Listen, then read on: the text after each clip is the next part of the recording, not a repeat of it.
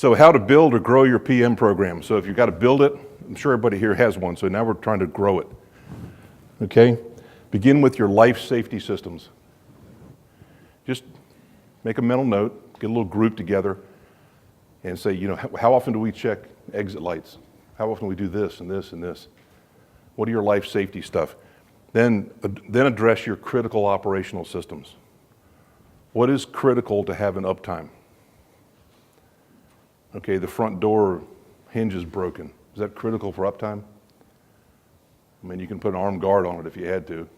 You know, you don't even need a door. All right, so your critical stuff.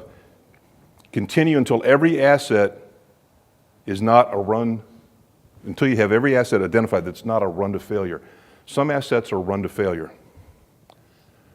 Okay, nothing wrong with that as long as you can justify it to me. Little stuff, bathroom fans. You know, some people, I deal with a company that's rents property to the NSA, and they have these beautiful Class A buildings. I mean, you could eat off the floor, brass doorknobs and chandeliers and all this kind of stuff. Government, you know. And not all government, no, this one is. They have a weekly bathroom PM. Remember, plumbing is one of your top reactive calls.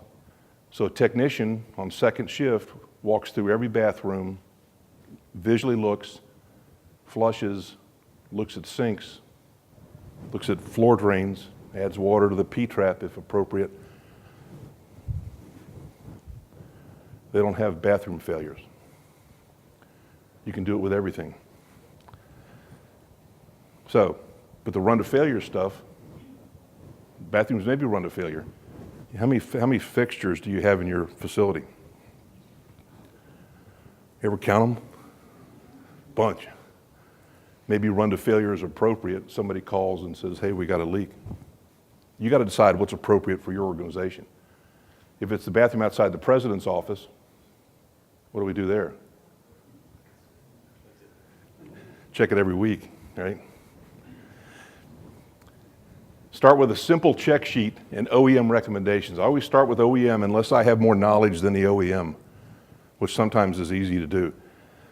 But a simple check sheet of what to check. And then create drive-bys and walking routes to improve and grow that program. You may find that you never have problems with this particular fan. The only problem you have is a belt that wears out.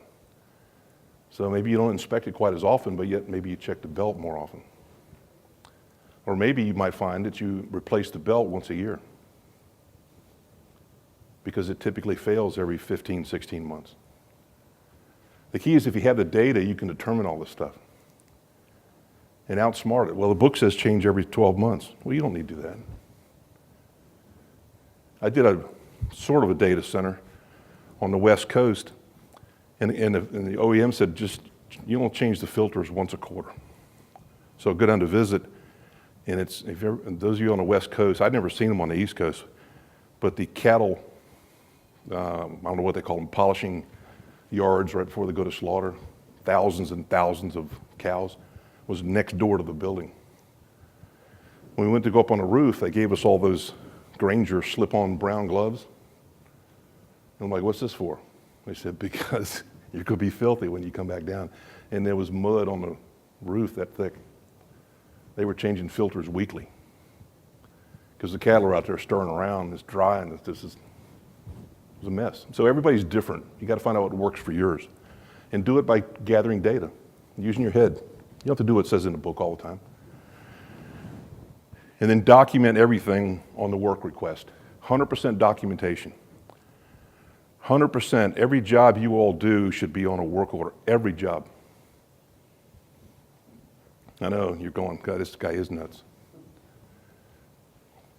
Every job. Because that's your data. You go back and look at it and start trending it. How much money did I spend last year on plumbing fixtures? How much money did I spend on changing filters? Maybe I need to hire a filter company. You know, lots of things to think about. Work with a good history. In other words, if you have the history, I can predict your future. In the beginning, every PM cycle should improve the quality of the PM. So technicians should always make the PM better. Like, I've had them come back to me and say, did you do this PM? And they go, no. Why not? Well, that machine's been gone for a year. Why don't you tell me? Always think about adjusting the content and the frequency on the equipment that's your PM. Don't get stuck in a rut and do it every quarter. Why? What's the benefit? Always have a work plan, a work schedule. We mentioned that. Review your PM procedures every time there is an unexpected failure. Use the 5 whys. 5 whys is part of the root cause analysis. Why did it happen? Why did it happen? Why did it happen? And then how can I prevent it?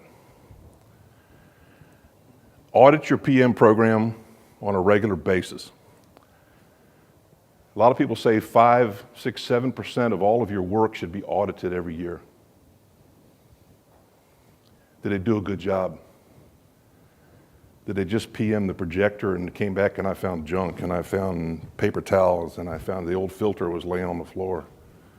What does your roof look like? Any old filters laying around, or God forbid, cigarette butts? Or that's part of an audit. Use outsiders or other technicians for an audit, called a fresh eyes review approach. Use performance measures to trigger audits or at least new inspections. If you've had reactive work within 30 days of a comprehensive PM, you have a problem. Okay? It's like you take your car in for an oil change and in 2 weeks the oil light comes on. There's a problem. Numerous reactive work orders between PMs. So you got a 6-month PM and you got one piece of equipment and you have 10 work orders. You have a problem. It's time to adjust, change, do something different. Catastrophic events. Always audit the PM after a catastrophic event. Why did that happen? And then numerous problems found during the inspection. So you're doing the PM and you find 10 things wrong. Why? Maybe you need to be more comprehensive or shorten up the frequency. And then roughly 50% of all maintenance work should be PM work and predictive. Document equipment readings and measurements. We mentioned that one in the beginning. Transfer the data to spreadsheets for trending and analysis, whatever your software is. Doesn't have to be Excel. But people quite often give me a sheet of paper that's got 50 columns and 100 rows, and they go, there's my documentation. I go,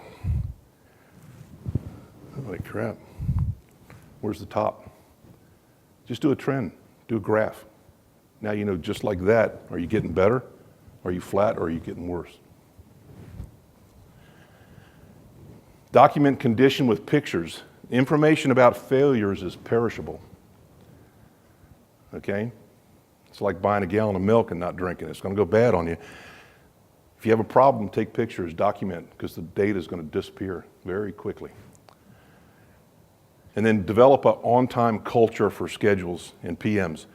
Remember I said never a late PM. That should be your motto. Now here's the definition for what a late PM is. Maybe this will help. A late PM is probably not going to help. You're going to think I'm crazy again. A late PM is 10% of the frequency. So if you have a 30-day PM, you have 3 days to get it done. You don't do the PM in the start of the month and then do another PM at the end of the next month. Okay, really, in actuality, you waited 2 months. The yearly PM, you have a month to get it done. Anything outside of those numbers, it's late. And you document it and you hold people accountable. And in Mike's world, it's on your annual performance appraisal. I know, now I'm really meddling, right? You want that raise? Here are your standards for next year. Or in other cases, if you want to keep your job, here are your standards for next year. This stuff's serious, folks. I know I sound like I'm a mean guy, but I'm really a pretty good boss.